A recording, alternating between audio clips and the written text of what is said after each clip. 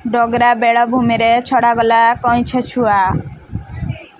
ବାଲେଶ୍ୱର ଜିଲ୍ଲା ନଙ୍ଗଳେଶ୍ୱର ବନ ବିଭାଗ ଅଧୀନସ୍ଥ ଚୌମୁଖ ଡଗରା ସମୁଦ୍ର ବେଳାଭୂମି ଏବେ କଇଁଛଙ୍କ ଅଣ୍ଡାଦାନ ସ୍ଥଳୀ ପାଲଟିଛି। ବର୍ଷକୁ ଶହ ଶହ କଇଁଛ ପର୍ଯ୍ୟାୟକ୍ରମେ ଏଠାକୁ ଆସି ଅଣ୍ଡା ଦେଇ ପୁଣି ସମୁଦ୍ରକୁ ଫେରିଯାଆନ୍ତି। ଅଣ୍ଡାଦାନର ପାଖାପାଖି 2 ମାସ ମଧ୍ୟରେ ଅଣ୍ଡାରୁ ଶାବକ ଜନ୍ମ ନେଇ ସମୁଦ୍ରକୁ ଚାଲିଯାଆନ୍ତି। ଚୌମୁଖ ସମୁଦ୍ର ବେଳାଭୂମି କଇଁଛର ଅଣ୍ଡା ଦାନର ଉପଯୁକ୍ତ ସ୍ଥାନ ହୋଇଥିଲେ ମଧ୍ୟ ଚଳିତ ବର୍ଷ ବହୁ କମ୍ ସଂଖ୍ୟକ କଇଁଛ ଅଣ୍ଡା ଦେବାକୁ ଆସିଥିଲେ। ସମୁଦାୟ 12ଟି ପର୍ଯ୍ୟାୟରେ ଶତାଧିକ ଅଣ୍ଡା ବନ ବିଭାଗ ସଂଗ୍ରହ କରିଥିବା କଥା ଫରେଷ୍ଟ ଗାର୍ଡ ହୃଷିକେଶ ପ୍ରଧାନ ପ୍ରକାଶ କରିଛନ୍ତି।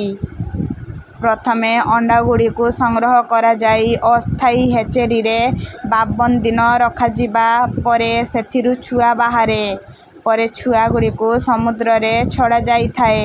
ତେବେ ଆଜି ସକାଳ ସମୟରେ 253ଟି ଶାବକଙ୍କୁ ଡଗରା ବନ ବିଭାଗର ଦାୟିତ୍ୱରେ ଫରେଷ୍ଟର ହୃଷିକେଶ ପ୍ରଧାନ, ଦୁର୍ଜୟ କରଣ, ମନ୍ଥନ ଦଳେଇ, ଅମୂଲ୍ୟ ଜେନା ପ୍ରମୁଖ କଇଁଛ ଶାବକମାନଙ୍କୁ ସମୁଦ୍ରରେ ଛାଡ଼ିଥିଲେ।